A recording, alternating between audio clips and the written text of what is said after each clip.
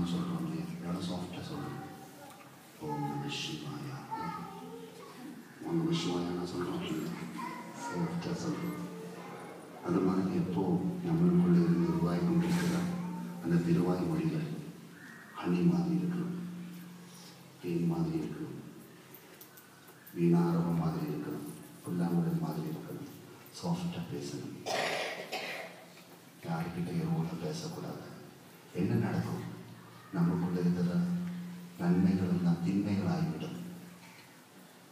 அழகாக பேசுகிறேன்னா விரோதிகள் உண்டாகும், விசேஷங்களை அழித்து விடுவாங்க. அப்போ அதனால தான் யாருக்கிட்ட பேசுகிறோம் பேசுவோம், பேசுகிறதால நாம் இங்கே பேசுவோம், என்ன பேசாதீங்க.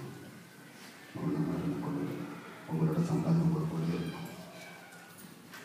அப்புறம் எதை பண்ண போறீங்களோ அதெல்லாம் மனசு வச்சு பண்ணுங்க. எதை பண்ணுறீங்களோ மனசு வச்சு பண்ணுங்க. வேறு யாருக்காகவும் பண்ணல, உங்களுக்காக தான் பண்ணுறீங்க. 10 பேருக்கு சமைச்சு போடுறேன், நீங்கள் 10 பேருக்கு சமைச்சு போடுறது, உங்களுக்கு சமைச்சு போடுறீங்க. உங்களுக்கு புண்ணியம் கிடைக்கிறதுக்கு தான் நீங்கள் அதை செய்கிறீங்க. உங்களுக்கு நன்மைகள் கிடைக்கிறதுக்கு தான் அதை செய்கிறீங்க. 10 பேருக்கு நான் சமைச்சு போட்டேன்னு பெருமையாக பேசவும் வேண்டாம். உங்களுக்கு புண்ணியம் கிடைக்கிறதுக்கு பகவான் லோகத்தை கொடுத்துருக்கிறார். அதான் வாஸ்தவம். உங்களுக்கு நன்மைகள் கிடைக்கிறதுக்கு பகவான் லோகத்தை கொடுத்துருக்கிறார். அதான் வாஸ்தவம். அதனால எவ்வளோ நாங்கள் பண்ண முடியுமோ, ஒரு அம்மாவுக்கு 2 குழந்தை இருக்கா, அந்த அம்மா அந்த 2 குழந்தையும் நல்லா பார்த்துக்கொண்டு அந்த குழந்தைகளுக்கு தேவையான சொல்லி கொடுத்து கொண்டு அந்த அம்மா இருக்கிறோம். அந்த அம்மாவுக்கு என்ன கிடைக்கிறது? புண்ணியம் கிடைக்கிறது. அந்த குழந்தைகளை பாதையில் விட்டால் பாவம், அந்த குழந்தைகளை நல்லா பார்த்துக்கிட்டா புண்ணியம். ஆனால் குழந்தைகளுக்கு ஆண்டவர், குழந்தைகளுக்கு நிச்சயம் கடவுள்.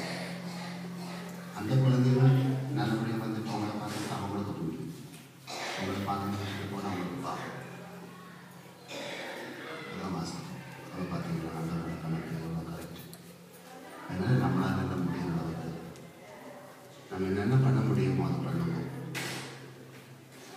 இந்த ஆன்மீக கிராமத்தில் இவ்வளோ அழகான ஒரு ஆலயத்தை அமைத்திருக்கிறோம். யாருக்காக? நம்மளுக்காக தான். இந்த ஆலயம் இன்னைக்கு இங்கே இருக்கிறபடியே தான் நம்ம இங்கெல்லாம் இங்கே இருக்கிறோம். இல்லைன்னா சாமி இன்னைக்கு இங்கே இருக்க போகிறோமா, நம்ம இங்கே இருக்க போகிறோம் இல்லை, அங்கெல்லாம் போய் உட்கார்ந்து தான் இங்கே தான் உட்கார்ந்துட்டு இருக்கோம். இந்த ஆலயம் இங்கே இருக்கிறபடியே இப்படி ஒரு ஆலயத்தை இங்கே உருவாக்குறதுக்கு எத்தனையோ மக்கள் கஷ்டப்பட்டு இருக்கிறாங்க. நல்லா தியாகம் பண்ணியிருக்கோம். இந்த நாட்டில் தியாகம் பண்ணுறது எவ்வளோ வருஷமாக வெயிட் பண்ணி கொண்டிருந்தோம். இந்த ஆலயத்தை கும்பாபிஷேகம் பண்ணுறதுக்கு இல்லையா, யோசிச்சு பாருங்க. இப்படி ஒரு இடம் கிடைக்கணும், அந்த இடத்துல நல்ல விசேஷமான ஆலயத்தை அமைச்சு அங்கே பகவானுடைய பிரசாதங்களை பிரதிஷ்டம் பண்ணி அது இப்படிலாம் நம்மளே எல்லாம் வச்சுருக்கோமே. எத்தனையோ மக்கள் எவ்வளோ பகர உழைப்பு. அதனால இந்த ஆலயத்தை வந்துருக்கு. சும்மா வர மக்கள் ஒன்றுமே சும்மா கிடைக்கல. செங்கல் சும்மா கிடைக்குமா, செங்கல் ஒன்றுமே சும்மா கிடைக்காது. உழைப்பு எத்தனையோ மக்களோட உழைப்பு தான் இந்த ஆலயம். ஆனால் இந்த ஆலயம் இங்கே வந்தபடியாக இன்னைக்கு நம்ம ஆனந்தமாக இருக்கிறோம் இல்லையா. அதை எது பண்ணுறதா இருந்தாலும் அது எல்லா காலத்துக்கும் உதவியாக இருக்கக்கூடியது பண்ணினா அது கோடி புண்ணியம். தன்னுடைய சுகத்துக்குன்றது இல்லை, எல்லாருக்கும் சுகம் கிடைக்கிறதுக்கு நம்மளால் என்ன பண்ண முடியுமோ அது பண்ணணும் ஃபஸ்ட்டு. அப்புறம் தான் தன்னுடைய சுகத்துக்கு இது வேணும் அது பண்ணணும். அதான் சமைச்சிட்டு சாப்பிட்றது பர்மிஷன் கிடையாது. சமைச்சு போட்டு கொடுத்து சாப்பிட்றது பர்மிஷன். அதான் வாஸ்தவம். நம்மளால் முடிகிற அளவுக்கு நம்மளோட இருக்கிறவங்களுக்கு சேவைகள் பண்ணிட்டு நீங்கள் சந்தோஷமாக இருக்கும். அது கடவுள். அதுக்கு நமக்கு பகவான் ஆப்பர்ச்சுனிட்டி கொடுக்கணும், யோகத்தை கொடுக்கணும். அதுக்கு பகவான் நம்மளுக்கு வழிகாட்டணும். அதுக்கு பகவான் கிட்ட நீங்கள் பிச்சை எடுவோம். அதை சேவை பண்ணுறதுக்கு நீங்கள் பிச்சை எடுவோம். யார்கிட்ட வேணாலும் பிச்சை எடுக்கும். சாமி கூட பிச்சை எடுக்கணும். ஒரு அளவில் பிச்சை எடுத்துகிட்டு இருக்கிறோம். எதுக்காக? சேவை பண்ணுறதுக்காக, நல்லது பண்ணுறதுக்காக, தர்மத்தை காப்பாற்றுவதற்காக.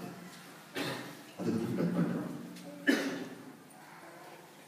எங்கே போனாலும் பிச்சை தான் எடுக்கிறோம். பெங்களூருக்கு போனால் அங்கேயும் பிச்சை எடுக்கிறோம். கேரளா போனால் லண்டன் வந்து இங்கேயும் பிச்சை எடுக்கிறோம். ஜனங்களையும் பிச்சை தான் எடுத்துட்டு இருக்கிறோம். எதுக்காக தெரியுமா? தர்மத்துக்காக. தர்மத்தை ப்ரொடெக்ட் பண்ணுறதுக்காக. பரமேஸ்வரன் பிச்சை எடுத்திருக்கிறார் இல்லையா. அவருக்கு பாத்திரத்தை கொண்டு போட்டு பிச்சை எடுத்திருக்கிறார். அந்த வச்சு இது மாதிரி நம்மளெல்லாம் பிச்சை எடுக்கணும் வாழ்க்கை. எதுக்காக? நீங்கள் கடவுளை பிச்சை கேட்கணும். எதுக்காக?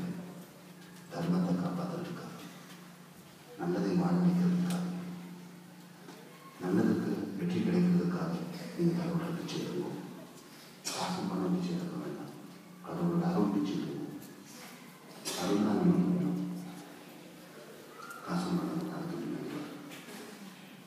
சமர்ப்பணமாக இருக்கும். ஒரு கோவிலுக்கு வந்திருக்கோம், கடவுளை பிச்சை கொண்டிருக்கோம். என்ன கேட்கணும்? பிச்சை எங்களோட இருங்கோ, எங்களை காப்பாற்றணும். இதுதான் பிச்சை கேட்கணும். எங்களோட இருங்கோ, எங்களை கைவிட்டுடாதுங்கோ. ஸ்ரீகிருஷ்ண பரமாத்மா ஸ்ரீகிருஷ்ண பரமாத்மா எப்படி இருந்தார் அர்ஜுனனோட? அர்ஜுனா என்ன கேட்டார் ஸ்ரீகிருஷ்ண பரமாத்மா கிட்ட?